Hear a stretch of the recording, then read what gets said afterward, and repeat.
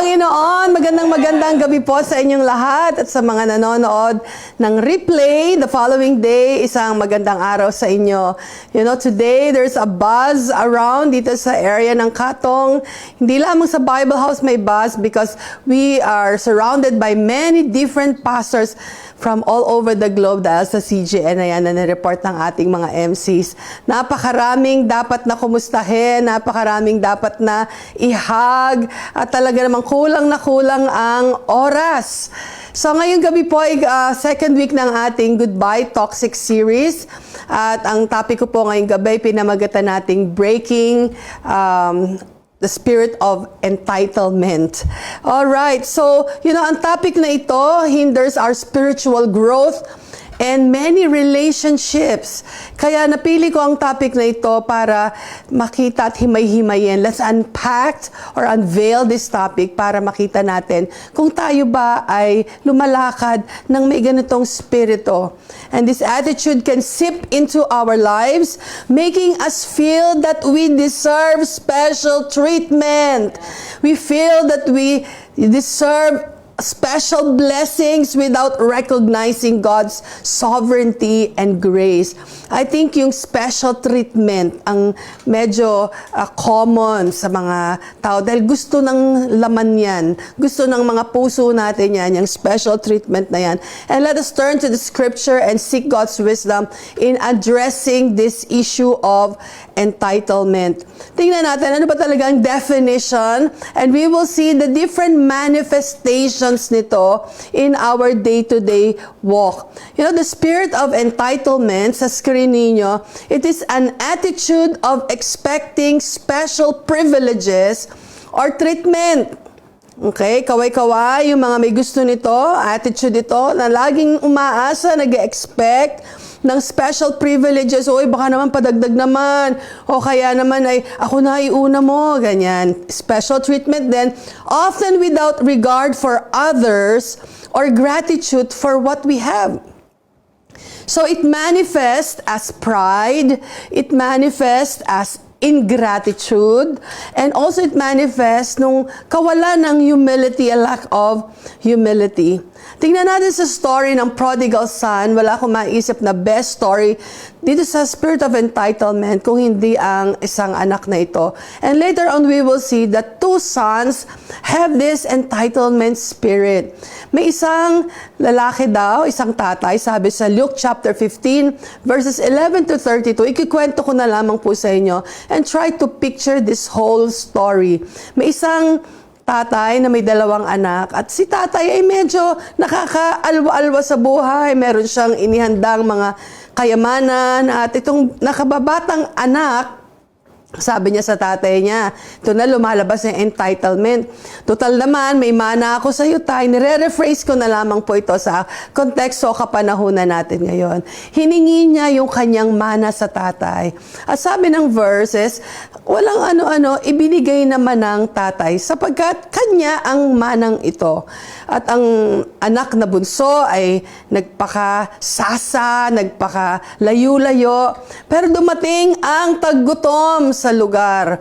At ang naubos na ang kanyang kayamanan, nagkaroon na ng pagkasalat, at nakita niya na wala na siya talagang mga reserve, at naisip niya, kita niya sa kanyang sobrang gutom, nakita niya pati ang pagkain ng baboy ay gusto niyang pinaglalawayan niya. Sana man lang, sabi niya, mag-scoop din yun ng parang pagkain sa baboy, siguro malamanan lang ang kanyang tiyan. And then he came to his senses. Ang sabi niya, babalik ako sa aking tatay. Dahil naisip niya na ang alagad, mga alipin ng kanyang tatay ay masasarap ang kinakain. Hindi mag-iisip ng pagkain kaning baboy, you know, pang sa hayop. So, humingi siya ng tawad sa kanyang tatay. Sabi niya, hindi ako karapat-dapat na iyong maging anak. Malayo pa lamang, ang tatay ay nagkaroon ng isang malaking piging at nakita niya ang kanyang anak. Palapit, nilagyan niya ng balabal, nilagyan niya ng sandalyas, nilagyan niya ng singsing. Pero ang panganay na anak ay nandoon sa bukirin. Narinig niya, ano itong mga malalakas na tugtugan? Ang sabi niya sa isa niyang lingkod, ano ba itong ingay ito sa bahay? Malayo pa lang. At ang sabi naman ng kanyang lingkod, nako, ang tatay mo, nagdiriwang, nagkatay ng mga hayop. Dahil ang iyong kapatid na si Bunso, si Junjun marahil. Hindi Junjun pangalan ha, baka mamaya gamitin yan. Ang kanyang bunsong kapatid ay nanumbalik na. Ayan, kaya nagmaktol si kuya. Naramdaman niya rin ang entitlement. Ang sabi niya sa kanyang sarili, hindi ako pupunta ron. Kahit minsan hindi ko sinuway si tatay. Pero kahit minsan, kahit na pinapaitan, hindi man lang daw siya ipinagluto. Kaya kung sinabing pinapaitan, dahil sabi ng talata, kahit daw kambing, hindi siya ipinagkatay. Maliit na hayop kasi ang kambing. Pero ipinagkatay doon sa kanyang bunsong kapatid, marahil napakalaking baka. Inisip na lang niya, siguro kahit pinapaitan, di ko man lang napakain ng aking mga kaibigan. Kaya, ang sabi ng tatay, lahat sa akin ay sa iyo, ano ipinagmamarakulyo, ipinagtatampo-tampo. Hindi ba nakakita tayo ng mga ganyang pag-uugali? Yung entitlement na ako, anak ako, dapat yung mga salitang, dapat ito ang trato nyo sa akin, dapat ganito, dapat ganyan. Ganon din ang sabi ng bunso, dapat ibigay niyo na sa akin ang aking mana. Sabi naman ng panganay, dapat ipagkatay niyo rin ako. Ayan, humihingi, sumisigaw ng equality. Entitled ako, anak ako. Tingnan natin sa pang-araw-araw nating buhay, o daily practical lives, paano ba nagmamanifest ang spirit of entitlement sa isang nagtatrabaho sa opisina, sa isang nanay sa bahay, sa mga may karelasyon. Tingnan natin ito sa mga staff o naglilingkod sa simbahan. Tingnan natin at checkan natin, pwede niyong itag kung gusto ninyo, huwag lang kayong pahalata.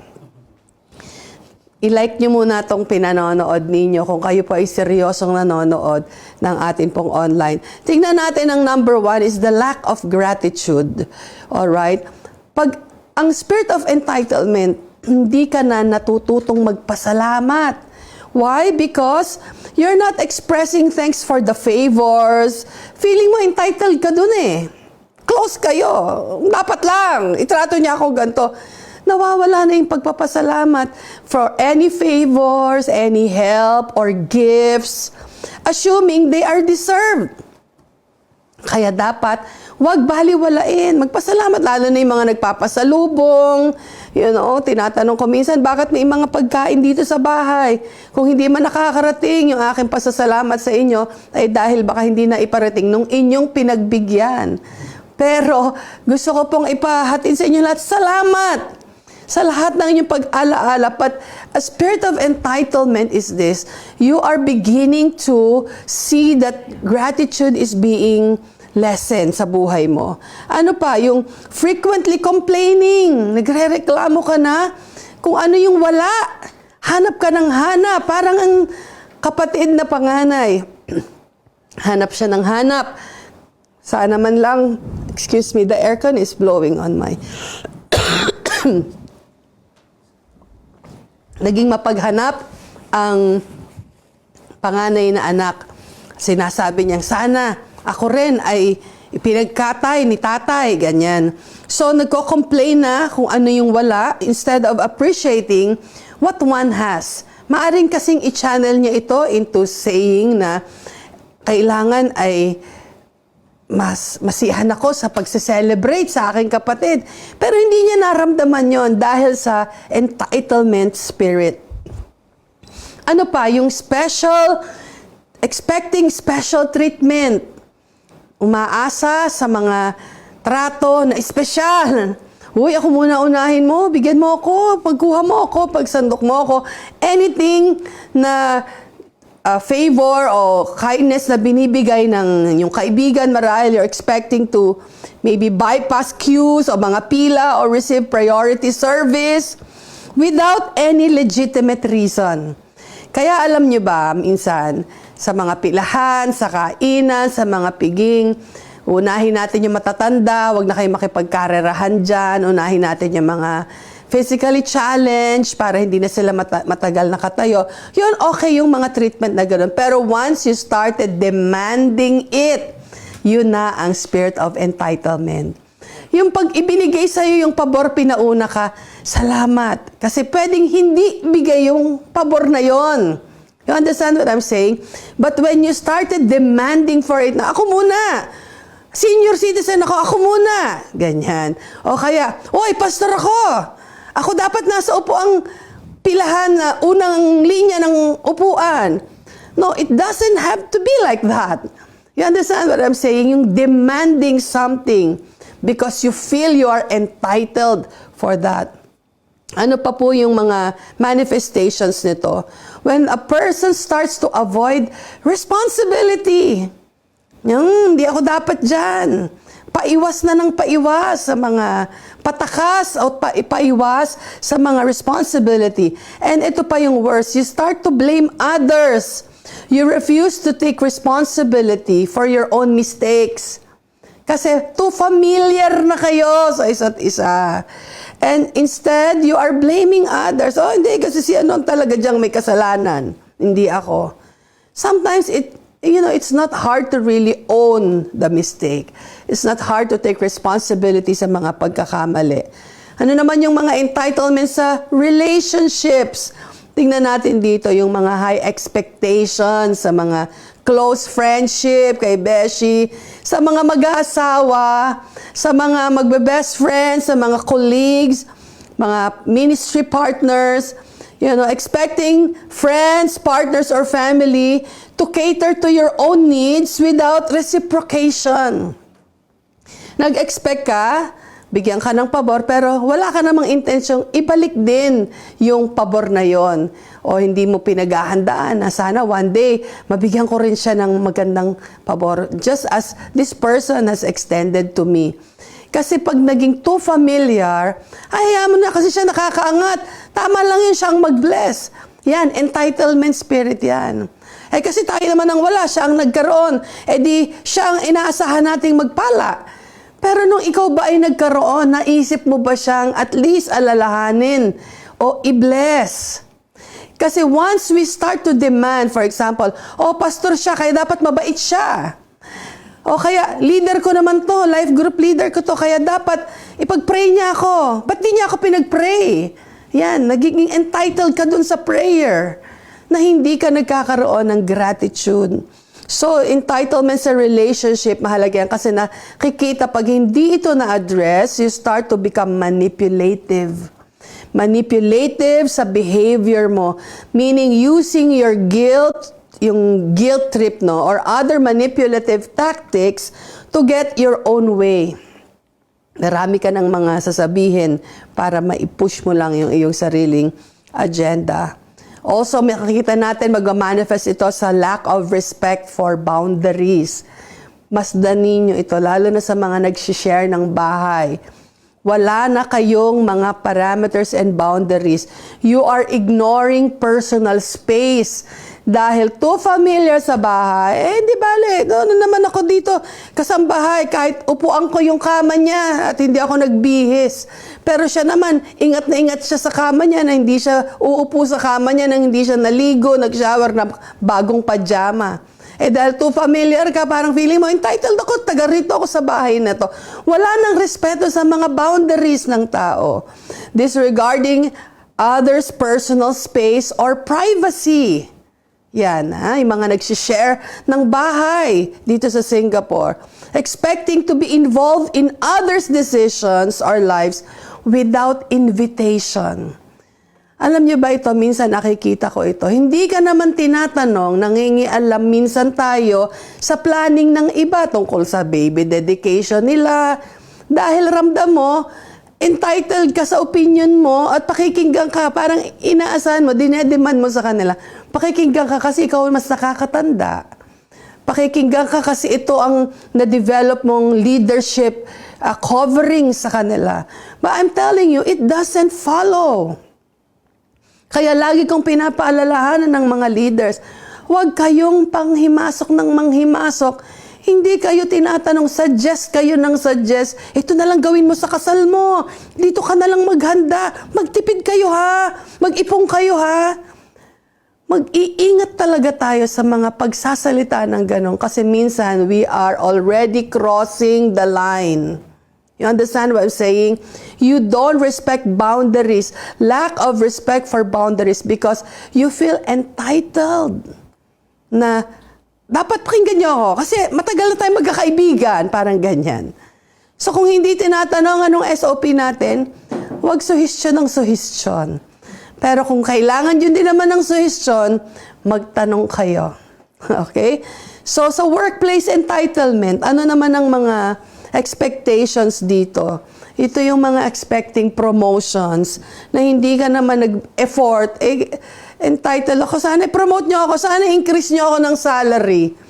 Yung mga nagde-demand na sa boss, ang tagal-tagal ko na rito, 10 taon, wala man lang umento. Yan. You feel entitled sa increase, you feel entitled sa favor ng boss. Dapat isama mo ako, akong pinakamatagal. Yung mga ganyan. Without putting in necessary effort. So, don't just give the bare minimum at work while expecting maximum rewards and recognition. Ganon din sa church ministry, yung mga nanonood sa ating mga pastors. Maybe you're part of sa staff.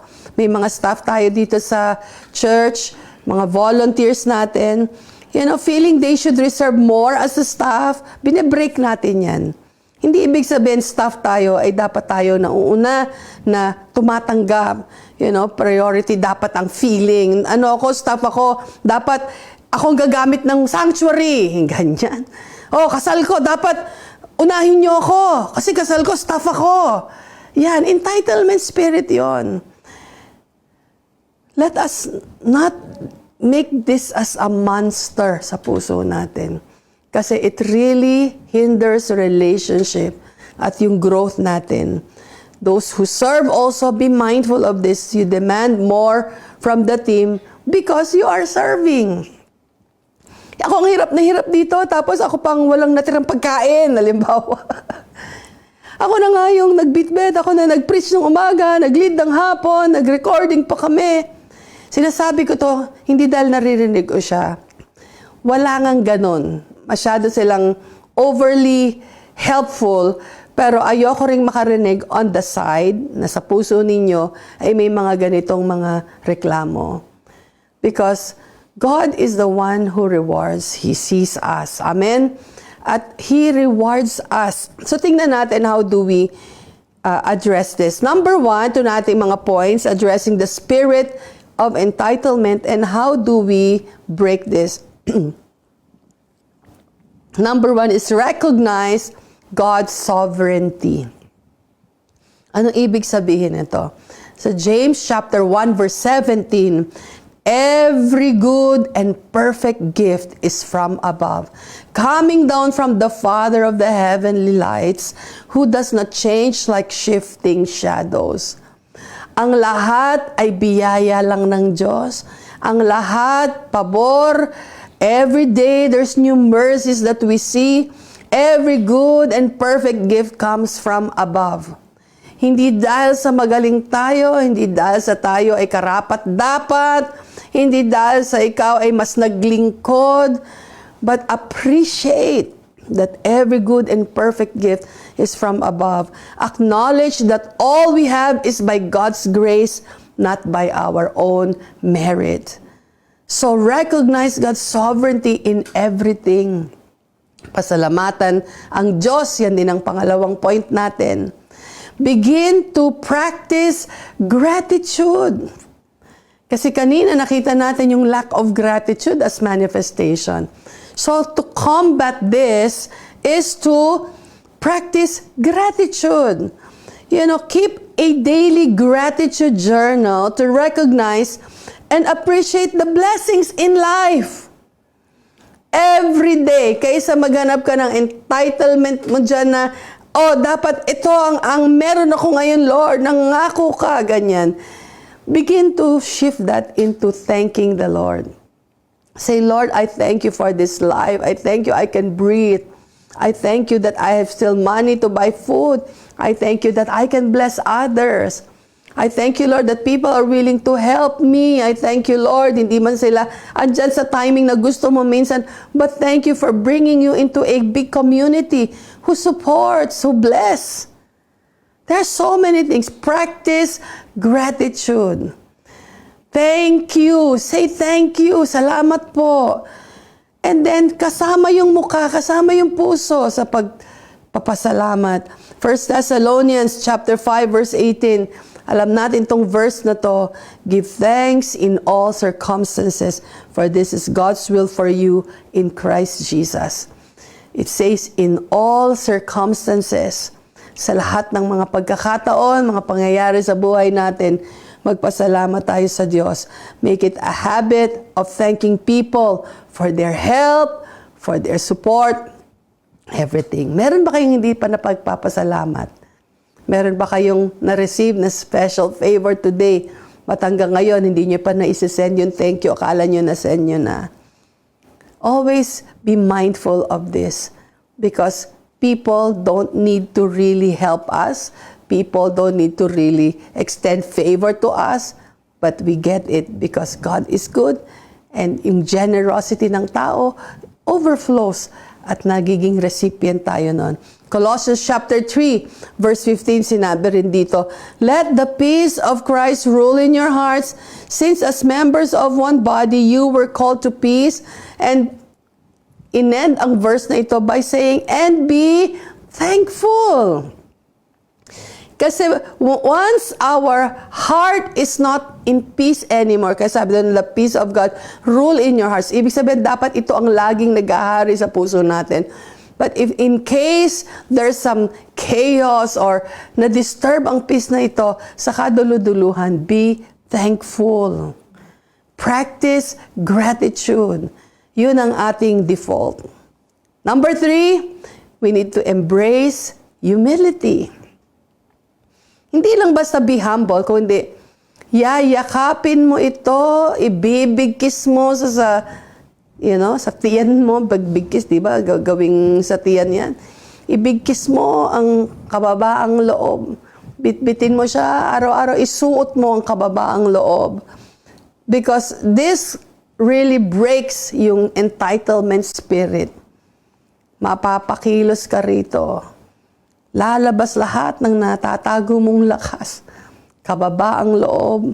Acknowledge your limitations and the contributions of others. Yan ang humility. Acknowledge the contributions of others sa buhay mo. Avoid seeking excessive attention and validation. Kasama yan. Tingin ka ng tingin, you always look forward ng mapansin ka, attention ng mga tao sa'yo, ma-validate ka. No, it doesn't have to be like that people will always recognize yung contribution mo. Kaya sabi doon, humble ka lang. Hindi ka napansin, hindi ka napasalamatan, okay lang. Pero ikaw dapat lagi ka magpasalamat. Kung ikaw yung hindi napasalamatan, it's fine. Yan ang humility. Philippians chapter 2, verses 3 to 4, ni-remind tayo rito ni Paul, do nothing out of selfish ambition or vain conceit. Rather, in humility, yung pag-validate, valuing others above yourself. Hindi valuing yourself above others, but valuing others above yourself. Mas mahalaga sila, mas paboran mo sila, not looking to your own interest, but each of you to the interest of others. Do you know, it takes practice to embrace humility. It's a reminder sa atin every single day. We need to constantly be aware of this. I choose to be humble. I choose to take the low place. I choose not to fight. Kasi ang manifestation, ugly head nito is pride. Remember that? And then yung sinabi nating lack of humility. Kaya embrace humility. Yan ang aking instruction sa ating lahat ngayong gabi. And lastly, sabi rito, take responsibility. Dahil lack of responsibility, di ba? Yung isa sa mga manifestation niya. So, ano ang remedy? Take responsibility. Just because someone wants to help you, doesn't mean you will put all the load to the person. Di ba minsan may ganon, nananamantala naman. Kung mo siya itutulungan, hindi na siya tumulong. Hindi na siya gumalaw-galaw at kumilos-kilos. Sabi niya, tutulungan naman ako, bukas na ibibigay sa akin. Oh, kaya naman ito. No, do your part. Be responsible.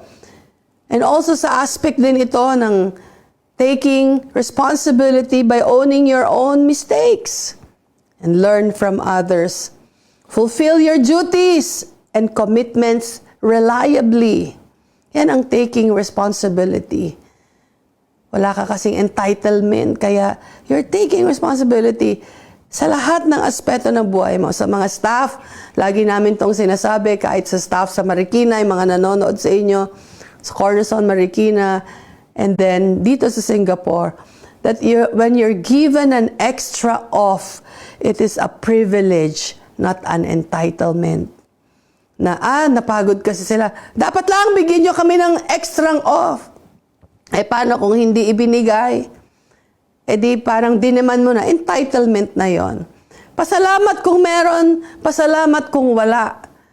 Kung hindi nataon na off ang Lunes, ganito to sa amin eh. Minsan maraming holiday. Last time, may pasok kami ulit ng Tuesday. It was like few years back that they are so gracious to give us extra day off, meaning off in lieu. Pag natapat ang holiday on a Monday for us, they give us extra day off on a Tuesday. But even that is a privilege. It's not an entitlement. We always rejoice, woohoo, meron tayong extra. We are not saying na, dapat lang. We shouldn't be developing that kind of attitude because God doesn't like it. You know, God always wants us to have this tender heart, a pliable heart, sensitive to the needs of others, sensitive to the heart of God, how He sees things. We are pleasing Him. That's why every day I would always say this, we are reporting for duty, to serve, right? We are reporting for training, to learn, because we do not know everything. We need wisdom. We need daily wisdom from God. And we are here called to bring pleasure to Him. Lahat ng ito, pag nasa puso natin, niyakap natin, karunungan, iyakap natin kababaang loob, we make it a habit, practicing gratitude, yung taking responsibility, and then recognizing that all things come from God. Napakasarap matulog sa gabi, payapa ang isip mo. Kasi wala kang dinedemand. Bakit hindi ako pinigyan ng special treatment kanina? Bakit nilagpasan ako? Hindi ako binate. Di ba ganyan minsan ang mga issue ng mga tao? Napaka-petty. Ang dami nyo ng mga away minsan. Napaka-petty. Oh, in-screenshot yung aking mga nireply. Pinasa kanino? Pinasa para yung basketball ng away. Pinasa kay ganito, nag-rebound si gano'n at sinut na lantad. Anong napatunayan? Wala. Entitlement spirit must be broken sa buhay natin. Araw-araw, sitahin mo ang sarili mo. Araw-araw, Hazel, is that attitude pleasing kay Lord? Are you demanding something? Are you expecting something? Always return the favor to others kung kakayanin. But thank the Lord in everything. Amen? Di ko na po pakakahaba-habaan dahil po at least nasa peak ako ng aking strength sa aking throat. Thank you sa mga nag-pray sa akin. And let's also consider praying for all those who are still sick ngayon. At marami pong struggling, maraming may flu, nagkaalat. Be careful about that. And let us just pray tonight. Patuloy tayong magmuni-muni. Tayo ba itong may spirit of entitlement na to? Lahat tayo may ganitong element sa buhay natin. Ito ang ating pinapatay. Ito ang ating sinusupil. Yung spirito ng nagdedemand, yung spirito ng ako, dapat ito gawin mo sa akin. Deserve ko to, akin to. Let's pray. Father, tonight I thank you. You are a good God. You have given us so much, Lord, more than we deserve. And yet we are ungrateful people sometimes. Tonight, Lord, we ask that you would cleanse us, forgive us, create in us a clean heart, Lord. create in us a new heart, that we will always be the person who you design us to be, the best version of us, year after year, O Lord. Kung meron man kami, Panginoon, na mga kaibigan o nakasagutan, mga nanonood sa amin ngayong gabi o ngayong umaga sa replay, I pray, Lord Jesus, that you would highlight things that they can address to resolve issues ng hindi pagpapatawaran, to move on, to really press on in life, pleasing you, Lord Jesus. Dahil dito lang kami tunay na sasaya, dito lang kami tunay na magiging mananagumpay. When we overcome all those ugly things, those toxic feelings, emotions, toxic attitudes in our life, only then can we see the beauty of Jesus, manifesting the true nature of Jesus sa mga buhay namin. Lord, I thank you. Those who are praying right now with me, I ask, Lord, renew our hearts, renew our minds, cleanse us, God. Change us, this we pray. And for those of you na tag kayo ngayong gabi, first time ninyong nakikinig, and you know you need to be saved. You know that you need Jesus in your life. This is the night of your salvation. Pray this prayer with me and say, Lord God, I need you. I repent of my sins. Cleanse me and wash me of my sins. Come into my heart. Thank you, Lord. I receive you as my personal Lord and Savior. In Jesus' name.